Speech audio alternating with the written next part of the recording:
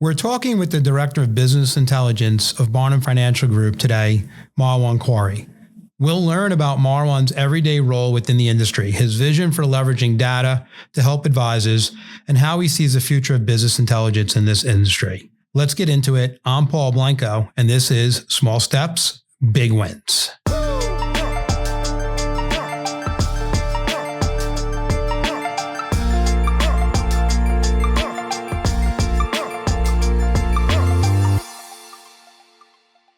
All right, Marwan, welcome to Small Steps, Big Wins. I'm so excited to have you here, and what a journey you've been on since you've came to the U.S. And it's just amazing to watch. And you're all in for a great treat today. But when you think of Small Steps, Big Wins, Marwan, you've been doing that your whole career here at Barnum, and you've really helped change the game of this industry. And I'm excited to share all that with all of our listeners today. So make sure you guys are ready for him. Thank you, Paul. Thank you for having me on the show. Such an honor. And just to repeat what you just said, my journey with you and my career has been nothing but small steps, big wins. It really means a lot to me and such a great honor to be here. No, well, our pleasure to have you. So let's dive right in here. Like, how did you get started in this business? Well, it happened out of luck. It wasn't planned at all. I came to the States. I want to do my master's and I need to find a job. And one of my colleagues at class, I liked his work and I want to learn from him. So I kept bugging him. I want to work with you. I want to learn from you. And lucky enough, Barnum was looking for somebody. And I just got in, I fit in, went through the interview process, and then I was hired. A year later, he decided to go a different path. And that's it. 14 years later, here we are. It's amazing. And I really think it's important for the listeners to understand this. Like, someone left, but it opened the door for you, but you put yourself in a position to succeed. So I think that that's really important, that the door opened, but you were ready. And you've developed so much since then. So let's talk about this. So you get here and, Marwan's on the data side and coding, and we had a pretty good sized book then. We probably had about 150,000 clients at that point and growing. And, I coined the phrase in the industry back in the late 90s as a marketing firm that does financial planning. And the concept was pretty simple. If you can take smart, articulated advisors and get them in front of clients, the rest takes care of itself. And you get here and we're just getting to the next level of this. And one thing that I realized in this business was most companies and advisors did not have all their clients. We'll call it a CRM, but it's bigger than a CRM. They didn't even have all their clients in one place. So tell me, like, you get here and you have this different view of this industry. What did you see when you first walked in the door? And what were some of your early learnings that you had? So let me take it a step back. Yeah, please. It was 158,000 households. I remember till today. 158. So I was close. You were close. So what happened is, first, I'm coming from college. I'm just learning what I learned at school. So I'm strictly like, okay, can I build this code? Can I make it work? I'm not thinking about the business yet. That's where you and other leaders in the firm helped me just to start understand the business. And now my goal, my mission has always been to solve business needs and to make sure I deliver.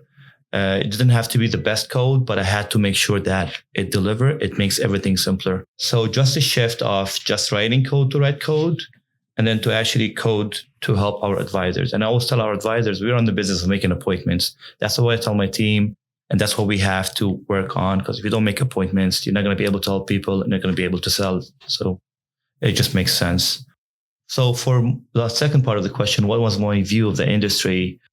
I felt it's not mature yet. It's not ready yet. And what I mean by being ready, one, the technology has to be ready. Two, the clients have to be ready. The carriers have to be ready. The vendors have to be ready. Like, if you didn't have APIs at that time, like, you can really integrate data fast enough.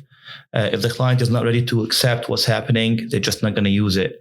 The worst part is to build a nice software and nobody uses it, right? So everything had to come together, and I feel it's coming to that point, and it's just going to keep getting better from here on. And when you think about it, we at the time had to build our own software. We were in the process of building our own software to manage our in-force, because I believe that when we looked at it from a business need, that there was nothing out there in the marketplace at that time that can house and do all the things we were trying, that the vision had. Did you feel that way when you got here? Yeah, 100%. The biggest challenges we had when we first came in is we had like almost 40 different CRMs that are completely separated. We had a major CRM for the firm, so we get the in-force feed, but then what the advisors are doing, what the call center is doing, what marketing is doing was all disconnected. And the biggest part is a lot of advisors just went on their own and they're putting their notes out there. And we couldn't really build a whole, I called like a donut of like the vision of what are we doing with this client to give the best communication and the best approach how to handle with these clients. The first task you asked me to work on was to move from what we've built in-house as CRMs into Salesforce. And that was like giving my kids away. It was like very painful, but you trained me through it and showed me like the growth mindset of it and how that's going to help us. You asked me 3 questions. Can we send emails at any point? Can we connect to the CRM from anywhere in the world? Can you ask me 3 or 4 things? I'm like, we can't do it. And especially not with like 1 or 2 people, like we would have to hire an army. Yeah. And then that helped me just go beyond that barrier. And then we started moving to Salesforce at the time in 2013. And I remember you told me one day, we finished migrating all the databases, we do all the heavy lifting, and then we're going to enjoy the rewards. And after 10 years, 11 years doing this right now, I still feel like we're just getting started. There's so much ahead of us. There is. But we accomplished way a lot. And I think this is a great place for us to pause and talk to some of the industry leaders, the CEOs of firms or the teams that have big teams that are out there. Is I had this vision and, I kind of forgot what you just said about the 40 other CRMs. And we knew there's a word today that's running around, business in general. It's called scale. And so we did a lot of research for probably 5 years to find a tool. We finally picked Salesforce as our tool and the vendor that we're going to, be of choice. And by the way, just for all the listeners, that was a really hard decision, because do you build it and control it, or do you, buy it and hope that the company continues to grow and do all the things? And it's a publicly traded company at the time. And it was, the biggest out there. So looking back 11 years, we made the right decision. But then when we did it, now we have to get our advisors to buy in, not just buy in on the tool, but buy in on giving up what they had, because we can do it faster. So, and I remember you and I having conversations, and I said to you, it's going to take 5 years. And I think the key to the whole thing was we started with our best teams and we got them to use the tool to grow their business from a sales perspective first.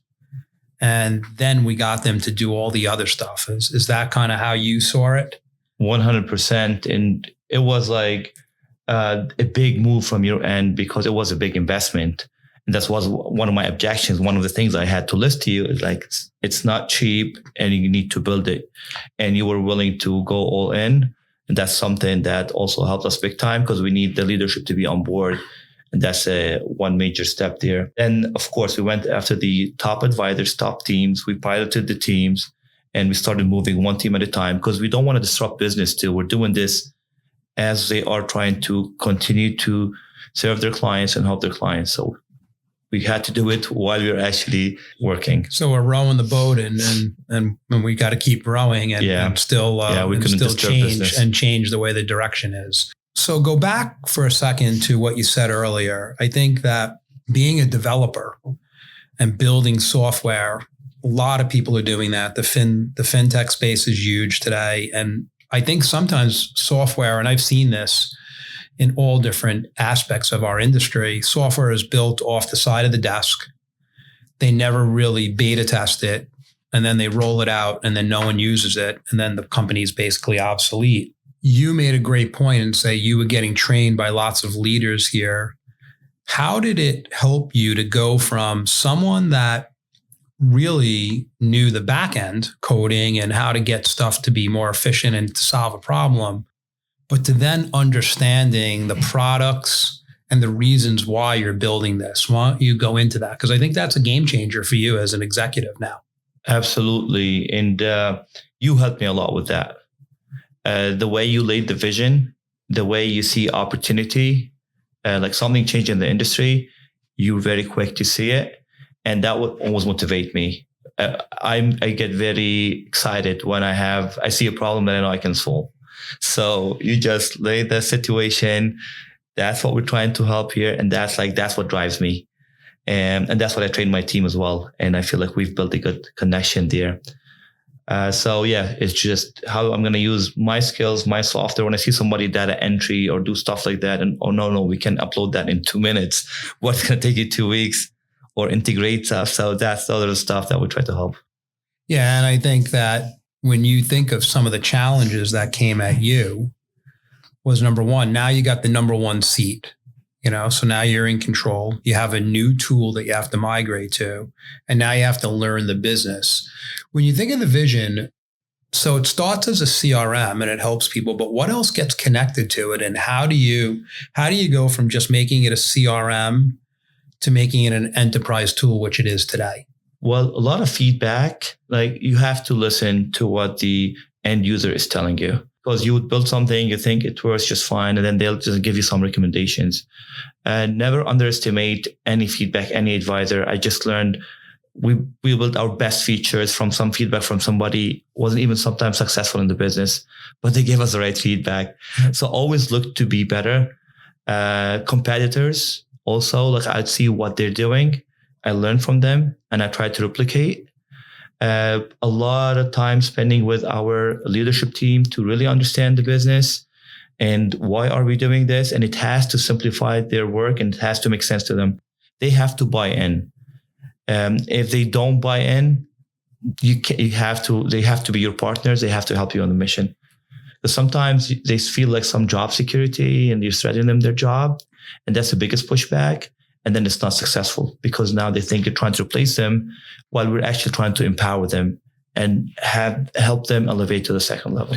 That's a great way of looking at replace versus empower, right?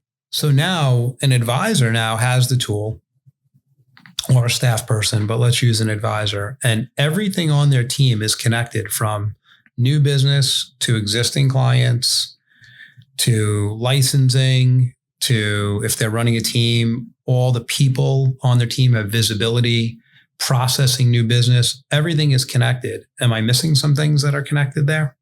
Yeah, we have so many different personas still, like the marketing part of it. Any drip, any email, it gets integrated with the system. And the advisor then knows that this email went out and when it went out. Absolutely. We do data enrichment for the advisors on their behalf. It just feeds to CRM. So we find some catalyst about the client, new contact information. It's going to be right there for them. Home, net worth, income, all that good stuff. Call center. If somebody calls the call center, it's all going to be logged into the system.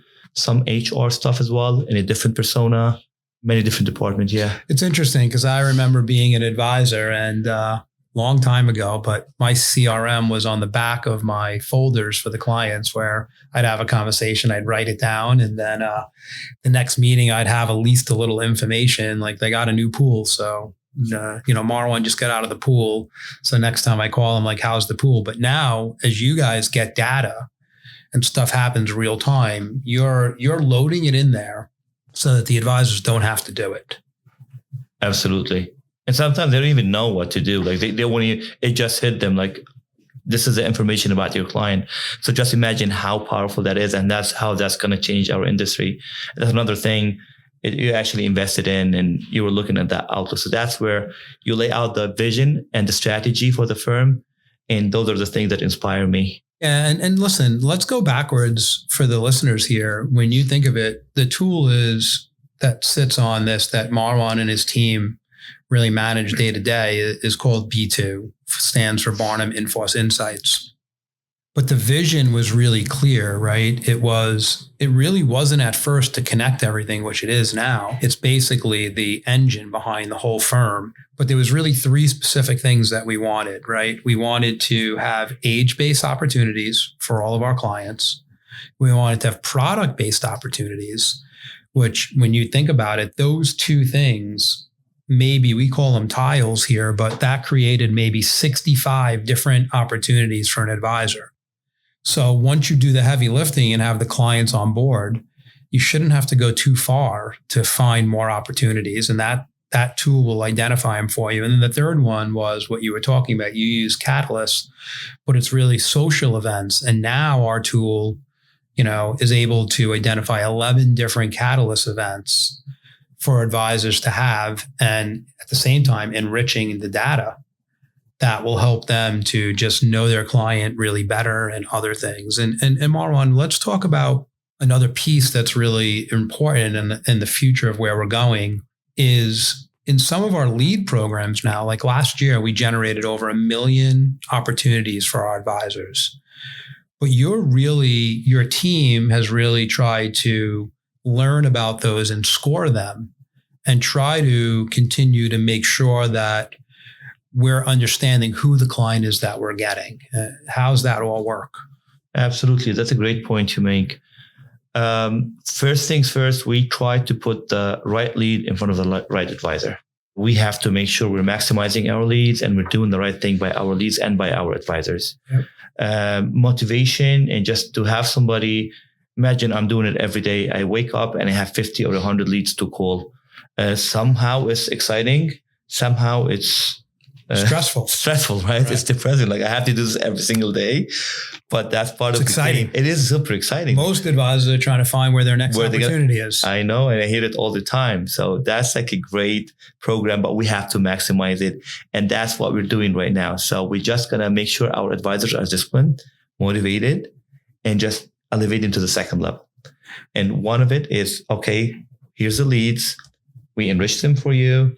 Here's a nice CRM. You can use it. We have all the tools at your fingertip. You have a coding tool within the system where we can just code the advisor to shop the market on the life side for insurance or the annuities. So we're just trying to put all the right tools, dripping tool, marketing, all at their fingertip. Then we have the whole wealth strategy department that's going to help them with the financial planning. So it's just a whole piece of the puzzle coming together. Just get the client to be on board. Then we have the operations team that's going to come to help them on board, place the business, and walk the business through. And everything's all connected. And everything's all connected. What's interesting as you were saying that, I was thinking about that is you and your team have built some quoting tools where you can quote annuities right in the tool. You could quote life insurance right there. So if you think of less clicks, they don't have to leave the tool to go on to a different software to find it. And you have to keep those updated too as rates change and different things change. Absolutely. And we stay on top of that because it's time sensitive, it's client facing. So we have a team member also on top of that. So let's talk about, I always like to ask this question. Was there, over the time that you've been here, was there a turning point of your career where you were like, it all clicked and you were like, oh my God, I get it. This is my career. I know what I have to do. Like, was there a time that happened for you? Yes. At the beginning of my career or when I came to the States, I never thought I'm going to be in Connecticut. I always thought I'm going to be in Florida or California. But then working with you and just always telling me, like, show me the way. You're going to get there. We're going to do it. Just be patient. And I'm glad that I listened. And at some point you asked me what you want to do. And I told you I want to join the leadership team. And it didn't take you long to take action. And it was a turning point for me. And then the other big turning points are the big wins for me. So a lot of small steps, what you spoke about, the program that we got 1 million leads. We built this during COVID where people were doing that. We built it at that time where everybody was sitting on their hands. We were building something huge. So those big wins for me were just turning points because now, and then shifting from being a solo person who's dealing with a CRM to be a team leader. And I got support from leadership on top. Like I work with my partner, Stefano Martini, who helped me grow and show me the way. And then also I had a team. So I had to change my mindset completely from somebody who's controlling everything to train to let go. And we talk about fixed mindset, growth mindset. A lot of these helped me a lot to just change my path completely. And everything we've done, I feel is the best decision ever. Yeah. And listen, I give you a lot of credit because you struggled with that decision in the beginning. 100%. That was a tough one for you. You were torn in so many ways. And, there was a thing called blind faith. You had blind faith and then it all started to come together. So let's talk about that. You were a solo practitioner. We preach teaming, and then you raised your hand and you're like, hey, guys, help me. I need another person over here. And then we got you a person. But today, why don't you share with everybody what your team looks like today? Definitely. First things first, let's start with the stating the credit where it's due. Like we can never be where we are. I can never be where I am without my team. I have high standards. You always told me surround yourself with people who are better than you. I took this to heart. I would never accept to hire somebody who cannot meet these standards. And if he's going to present my work and my team, it has to be an A+. You have to impress. And thank God we have a great team. So why don't you tell us more about who is the team? Perfect. Yeah. So at this point, I split my team into different divisions, and I like every person on the team to own something, because you have to build this sense of ownership, because that's going to help them grow. And I always tell my team, you have a career, not a job at Barnum. You're at the right company, at the right place. Just do the right thing. And we promise you're going to be just all set. With that said, I have part of the team focused on data, all the ETL jobs and all that stuff. We have a team based on flows and logic. And I have part of the team focused on customer service and tickets. And we all come together and we have the architecture and the strategy. And then I can oversee the whole project. So how many people do you have on the team right now? 6 people right now. Excluding you? Excluding me. And then you have Stefano who leads it. So really you have 7 and then a leader that's helping you to help with your thinking through things and partnering with you on that. Definitely 8 are full-time just to manage the whole CRM. And then, of course, there's many other players in the firm that help in their own space. Which is amazing. Like you used marketing before. I think the stat is last year there was like 3 million emails that went out, and that's all automated so that they can come to you as partners and really work on that with you. I guess what I want the listeners to think through here and understand is, like right now, if I went and looked at your, for lack of a better thing, your strategy or your tactics or your to-do list, like how many projects are going on at one time? Like, do you have any idea? I know you're laughing, but it sounds like your team's in demand because everyone's trying to make it better. But I want to give you all one thing that I think is really important. When we started this journey, Marwan wants, as you heard earlier, he wants to see people succeed. So he was listening and maybe changing, but not looking at it from a big scale. Now, here's how we're building it, and people have conformed even though you've gotten the feedback. So how many projects are there out there now? So currently we have 76 projects listed. Wow. We active are almost 38, really active, I would say 12. One way I always tell them, we can't spread ourselves way too thin. We have to focus. And I like to get the project, be focused on it. Let's make sure it works, get the end user happy, make their life easier, more efficient. Let's move to the second one. But we have a good team. So I want to make sure we keep everybody busy.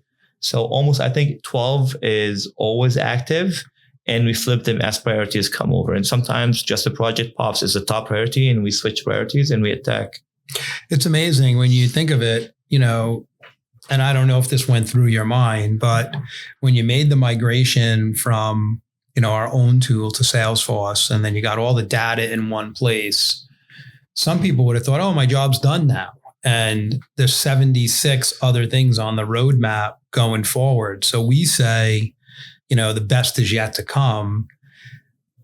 I know now you couldn't probably do it 13 years ago, but today you can paint an amazing vision, right? We got to be careful because sometimes Marwan tries to go on the sales side. We're trying to keep him. We're trying to keep him on his project, 76 of them. But when you think about it, what does the future look like? Like, give me a vision, like paint a picture to me of what the advisors are going to see in just 6 months from now. I feel the whole industry is going to get more digitalized. I would never can see this industry without the human touch. Like I hear people talking about AI and selling on Google or whatever. Yes, it might simplify a little bit. But for me as a person, at least for me personally, I need this person who's going to call me and feel the empathy if I lost somebody. Yep. I need somebody to take me out for a drink. I need somebody to talk to me through stuff. Reassure to me that that's what this policy is going to do for me. So I never believe that this is going to go away. We always going to need the advisors. What's going to change is digitalizing everything and making it simpler. And that's what we're working on. An application, you have to go to the client to sign it. And now it's just like DocuSign, pending business, getting the updates immediately in CRM. Those things are going to keep on improving. The client experience is going to improve. The client expects more of us right now with all the other tools outside. So we have to deliver, and certainly on the carriers, vendors, and firms like us and software like us, that's going to actually have to work together to deliver that to the client. Yeah. And I always paint this vision that, and we're there now where you're an advisor, never thinking that people would actually work from home or even start their day from home, even though many advisors are in the firm. But I had this vision, 20 years ago that you get up in the morning, you sit on your beautiful patio, you're overlooking your beautiful yard in whatever setting you have. You open up your computer and you know who the 6 people you need to call to today. And the tool has done a lot of the heavy lifting for you, where the old days you're going through files, or who knows how you were doing it. You probably weren't. And there's a huge problem in the industry with that, where advisors lose contact. They get 1,000 clients. They can't service them all. But because you built these tiles that are the real opportunities, advisors can have their regular annual reviews, but then there's just-in-time reviews. And do you see that just speeding up even more as we go forward? I would love to go into this. I'm glad you brought it up. We call these insights. Yeah. The way you think about it, you have to service your client. You're going to do what you have to do, move address beneficiary, but really there are the time sensitive insights that if you don't take action, you're not doing the right thing by your clients. Then there's other stuff where the client is in the wrong product. It doesn't have to necessarily expire, but he just has the wrong product. And now there's a case in the industry where we can move him to a better product. So we are studying all these cases. We have a whole financial planning team that's helping us understand all that stuff. And we're always building. It's not like you build it one time and it's done. There's like 70, 80 today that are like, let's say, active, and they could be like fixed and constant. But then I think there's always 20 or 30 always evolving. Yeah. And we score every insight based on how important, how time sensitive, how big the opportunity is or the reward at the end. And right now, as you always told me that vision, and that's where we ended up going. You just open your dashboard and you can see all the stuff that you have to work on within the next 30 days, 90 days, 365 days. What are the best insights by score? So we'll go by time sensitive, by scoring, by the amount of the reward. And we're trying to even add more to it. Like we want the advisors, let's say, to succeed in the business. You got to meet your contract minimums. So we just try to put in their phrases like, if you focus on these tiles, it's going to help you meet your contract. Well, what's interesting too is there's a huge buzzword in the industry being a fiduciary. And when they use the word fiduciary, they really talk about the investment side of the business, right? But when I think of B2 and the insights, we're so far ahead because we're putting their fiduciary responsibility, part of it, in front of the advisor in the insight. And we're not only doing it on the investment side, we're doing it on the protection side. So if there's an opportunity that a client shouldn't miss on the protection side, it comes in an insight. And to unbundle what Marwan just said, I want you all to think through this. Like your client has an opportunity on, term renewal. but they also have an opportunity on a living benefit annuity that could possibly go to a better place. Based on how big the opportunity is, that client will show up one time and it'll score which one you should be calling first. And think about it as an advisor. You're on the phone with Marwan and I'm going through this term thing and they're not interested, but then there's 3 more insights. By the time I get to number 4, I probably have a meeting and I probably have a client that's going to take action on something that's going to help them, but also help the advisor and the firm. 100%. Very well. You explained it perfectly. And I call it the financial donut. You taught me that one time. Like you have to make sure you cover the coverage from the insurance, DI, investments, Ross, all these buckets. We got to make sure everything is covered to make sure your client is very well protected. And that's what we're trying to complete there. As you look forward, as the lead of business intelligence, and I know your team one day is going to be way bigger than it is today, but what are some of the challenges that you see? I'm curious what your answer is, because I kind of have what I think they are, but I'd love to hear what your answer is. I thrive on challenges in a way. Like if we don't have them, then maybe AI will take over. But yes, so I like challenge, and of course I like to overcome those. Finding the right people to join the team, great, is one challenge. Making sure we grow them, and we have room for everybody to grow and build their path is something that we somehow challenged. Not necessarily we are doing it. Yep. How about working with some of the carriers? Is that a challenge going forward? Do you think they're figuring it out? I'd love that you asked this question. I wasn't thinking about that, but working with third-party partners, like it's always now you have to accept what they have in-house because it's a different team, different company. You don't know how far ahead, how big their IT team is. If they can actually deliver on time or not.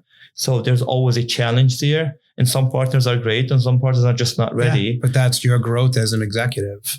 Exactly. So, all right, Marwan, time's going fast here. So last question, what's next for you and your team?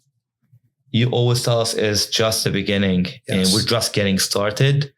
And I truly believe it.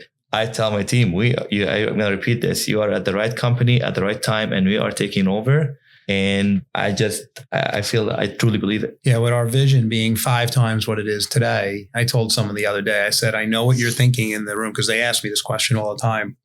They say, I missed all the growth. And I said, well, you missed a double in the last 4 years, but we're going to 5 times it in the next 6 years. So you didn't miss anything. You're still on the ground floor here, So Marwan, listen, when I look around the industry, you're a unicorn. I don't think there's a lot of people that have grown up on the data side that now understand the business so well that you can take challenges and opportunities that come at you each day and dissect them and put the user, may it be the advisor, the leadership, the associate, or the client, in a better place than they were before they met you. So I can't thank you enough for that. And listen, I think it's really important for everybody here to think about this.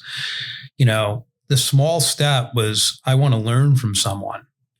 Then it was, let me get the vision, let me understand. Then, when you talked about the turning point, think about what you said. You had to have the confidence in yourself and the firm that even if you gave all this knowledge to 6 other people or 7 other people, that everyone, like you said, for your team, they're all going to move. Well, so did you.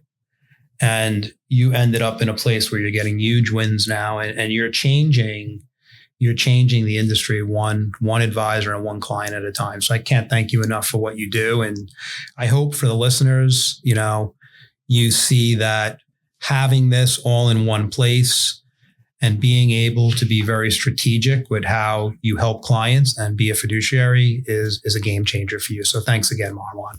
And I want to thank you, because none of this could have been done without you and your leadership and your strategy. So much appreciated. Thank you. And this is not a paid advertisement by Paul Blanco. So thank you again. So everyone, listen, go on, share this with your friends, tell them about it. Go on, Apple or Spotify, and small steps, big wins. Thanks again, Marwan. Thank you. Thank you for listening to Small Steps, Big Wins. Please rate, review, and subscribe on Apple Podcasts, Spotify, or wherever you listen to your podcasts. All opinions expressed by the program participants are solely their current opinions and do not reflect the opinions their respective parent companies or affiliates or the companies with which the program participants are affiliated. Investments or strategies mentioned in this program may not be suitable for you, and you should make your own independent decision regarding them. This material does not take into account your particular investment objectives, financial situation, or needs, and is not intended as recommendations appropriate for you. You should strongly consider seeking advice from your own investment advisor. Securities and investment advisory services offered through qualified registered representatives of MML Investor Services, LLC. Member SIPC, 6 Corporate Drive, Shelton, Connecticut, 06484, telephone number 203-513-6000.